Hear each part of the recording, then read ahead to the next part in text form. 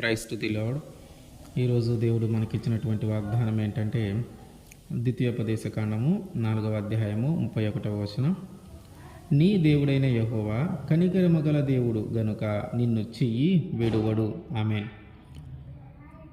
మనము పూజించేటటువంటి దేవుడు ఎంతో కనికరం కలిగిన దేవుడు గనుక మన ఇరుకులోనైనను, ఇబ్బందుల్లోనైనను, శ్రమలలోనైనను, బాధలలోనైనను, ఆనందములోనైనను, సంతోషంలోనైనను ఎప్పుడు కూడా ఆయన మన చెయ్యి వదిలిపెట్టడు.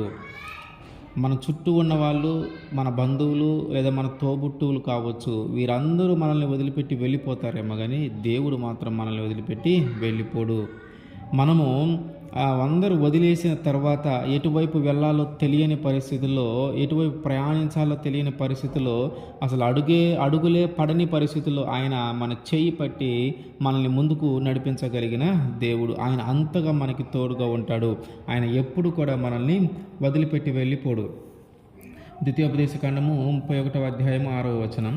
భయపడకుడి, వారిని చూచి దిగులు పడకుడి, నీతో కూడా వచ్చువాడు నీ దేవుడైన యెహోవాయే, ఆయన నిన్ను విడువడు, నిన్నెడబాయడు. మోషే గారు ఇజ్రాయేలు ప్రజల్ని కానాను దేశానికి నడిపించే మార్గంలో యోర్దానికి దగ్గరలో ఉన్నప్పుడు ఆ ఇజ్రాయేలు ప్రజలతో మోషే మాట్లాడుతూ ఉన్నాడు. ఏమనంటే, ఇదిగో యోర్దాను నది దాటి అవతలికి రావడానికి దేవుడు నాకు అవకాశం ఇవ్వలేదు. ఆ యోర్దాను దాటిన తర్వాత నేను మీతో పాటు రాను. అయితే ఐగుప్తు దేశము నుంచి అనేకమైన అద్భుత కార్యాలు జరిగిస్తూ ఆకలి, దాహము అన్నీ ఏది కొదువ కాకుండా సమస్తము సమకూర్చి మన కోసము జరిగించి ఇక్కడి వరకు దేవుడు నడిపించాడు. ఇక్కడ దాకా నేను మీకు తోడుగా ఉన్నాను. అయితే అక్కడ యోర్దాను నది దాటి రావటానికి నాకు అవకాశం లేదు. అయితే మీరు దాటి వెళ్ళిపోయేటప్పుడు మీరేమి భయపడవద్దు. మీకు ఆ యోర్దాను దాటిన తర్వాత మీ మీద శత్రువులు యుద్ధానికి వస్తారు. అనేక మంది మిమ్మల్ని దోచుకోవాలని, మీ మీద యుద్ధము చేయాలని మీ మీద తిరగబడుతూ ఉంటారు. ఎవరిని చూసి మీరు భయపడవద్దు. ఎందుకు అంటే ఆయన మనకి తోడుగా వస్తాడు. నీతో కూడా వచ్చువాడు నీ దేవుడైన యెహోవాయే. కాబట్టి నువ్వు భయపడవలసిన పని లేదు. ఎందుకంటే ఆయన ఎప్పుడు కూడా నిన్ను విడువడు, నిన్ను ఎడబాయడు. వీళ్ళు ఐగుప్తు దేశం నుంచి ఈ యోర్దాను దాకా వచ్చేటప్పటికి చాలాసార్లు దేవుడి మీద సొనిగారు, చాలాసార్లు దేవుడి మీద కోపడ్డారు, దేవుణ్ణి తిట్టుకున్నారు. అది చేయలేదు, ఇది చేయలేదు, అది లేదు, ఇది లేదని ఏదో ఒక విధంగా దేవుణ్ణి అపహాస్యం చేసేలాగా మాట్లాడటము, దేవుణ్ణి తక్కువ చేసేలాగా మాట్లాడటము జరుగుతూనే ఉంది. అయితే వాళ్ళు చేసిన ప్రతి తప్పును మోషే ద్వారా దేవుడు వారిని కరుణిస్తూనే ఉన్నాడు. వారి మీద కోపము తీర్చుకోకుండా, ఆ మొత్తాన్ని అంతము చేయకుండా ఇజ్రాయేల్ ప్రజల మొత్తాన్ని వారు చేసిన సొనుగులకి, వారు చేసిన దేవుడి మీద వారు తిట్టుకున్న దానికి, దేవుడి మీద వారు సొనిగిన దానికి, దేవుడిని వాళ్ళు బాధ పెట్టిన దానికి వాళ్ళందరినీ సంహరించాల్సినంత కోపం వచ్చింది. కానీ ఎప్పుడు కూడా వాళ్ళని మొత్తాన్ని సంహరించాల. ఎందుకంటే ఆయన మనల్ని విడిచిపెట్టాడు. మనము పొరపాటున ఒక తప్పు చేస్తే ఆ తప్పును మళ్ళీ మనము సరిదిద్దుకునే అవకాశము దేవుడు మనకి ఇస్తాడు. ఆ తప్పును కానీ మనము సరిదిద్దుకుంటే అప్పుడు ఆయన మళ్ళీ మనకి తోడుగా ఉంటాడు. అయితే ఆయన ఏం చెప్తూ ఉన్నాడంటే, నేను నిన్ను విడువను, నీ చెయ్యి నేను పట్టుకొని ఉంటాను. ఎప్పుడైతే మనము మన చెయ్యి దేవుడు పట్టుకొని ఉన్నాడో మనము పడిపోము. ఒకవేళ పడిపోయినా తిరిగి లేవగలుగుతాము. కీర్తన గ్రంథము 37వ కీర్తన 24వ వచనం. యెహోవా అతని చెయ్యి పట్టుకొని ఉన్నాడు గనుక అతడు పడినను లేవలేక ఉన్నాడు. దేవుడు ఎప్పుడైతే మన చెయ్యి పట్టుకుంటాడో మనం పడిపోమో. కానీ మన దురాశలను బట్టి, మన యొక్క కోరికలను బట్టి, మన యొక్క తలంపులను బట్టి కొన్నిసార్లు చెడిపోయి పడిపోయిన పరిస్థితి ఉంటే ఏమంటున్నాడంటే, తిరిగి లేవలేక ఉండడు, ఖచ్చితంగా తిరిగి లేస్తాడు. ఒకవేళ మనము ఆధ్యాత్మికంగా దేవునిలో చక్కగా ఎదుగుతూ, చక్కగా దేవుని సేవిస్తూ, ఆరాధిస్తూ, ఘనపరుస్తూ ఉన్న స్థితిలో మనం ఉండి పొరపాటున ఏదైనా ఒక పాపంలో పడిపోతే తిరిగి మనం అక్కడే ఆగిపోము. తిరిగి మళ్ళీ దేవుని దగ్గరికి వస్తాం. దేవుడు అది చెప్తూ ఉన్నాడు. కానీ ఏం చేస్తూ ఉన్నాం, మనము పాపంలో పడిపోయిన తర్వాత తిరిగి మళ్ళీ దేవుడి దగ్గరికి రావట్లేదు. అంత ధైర్యం మనకి రావట్లే. కానీ దేవుడు ఏమంటున్నాడంటే, నా చెయ్యి, నేను ఎవరి చెయ్యి అయితే పట్టుకొని ఉన్నానో వారు ఒకవేళ పడిపోయినా తిరిగి లేస్తారు.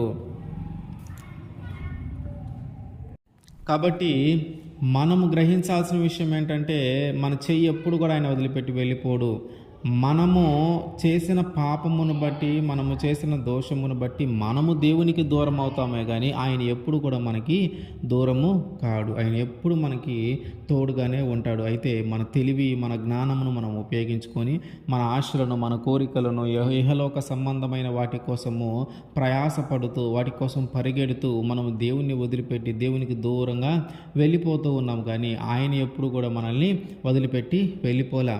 దావీదు గారితో దేవుడు మాట్లాడుతూ ఉన్నాడు, ఇదిగో నువ్వు నా దృష్టిలో నువ్వు నీతిగా జీవించావు కాబట్టి, యథార్థవంతంగా జీవించావు కాబట్టి, నాకు ఇష్టమైన వ్యక్తిగా నువ్వు జీవించావు కాబట్టి, తిరిగి ఈ సింహాసనము, నీ తర్వాత ఈ సింహాసనము, నీ వారసులు మాత్రమే ఈ సింహాసనంలో కూర్చుంటారు.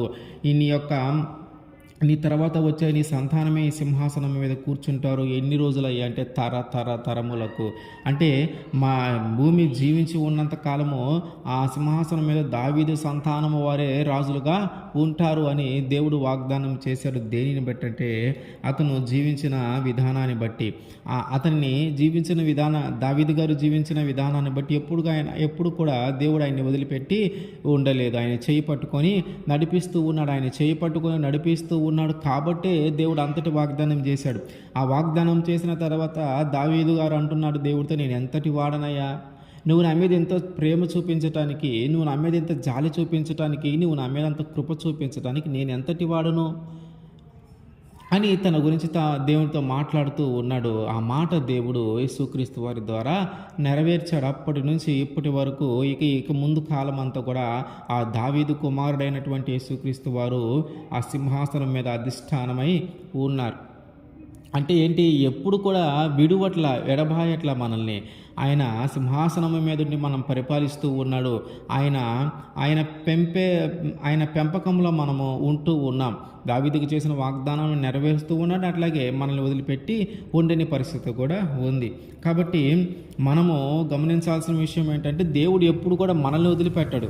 అయితే ఆ వాగ్దానము, దావీదు గారికి ఆ వాగ్దానం చేసినప్పుడు ఆయన మాట అంటాడు ఏంటంటే, నేను నీ సింహాసనము మీద నీ వారసులను ఎవరైనా కూర్చోబెట్టినప్పుడు వాళ్ళు ఎవరైనా ఒక పొరపాటు చేస్తే, వాళ్ళు ఎవరైనా ఒక తప్పు చేస్తే వారిని నేను శిక్షిస్తాను, కానీ నా కృప మాత్రం వారికి దూరము చెయ్యను. అంటే ఏంటి, ఒకవేళ ఆ సింహాసనం మీదకి వచ్చినటువంటి వ్యక్తి ఎవరైనా పాపం చేస్తే, తప్పు చేస్తే వారిని నేను శిక్షిస్తాను, కానీ వారిని మాత్రం నేను విడువను, ఎడబాయను.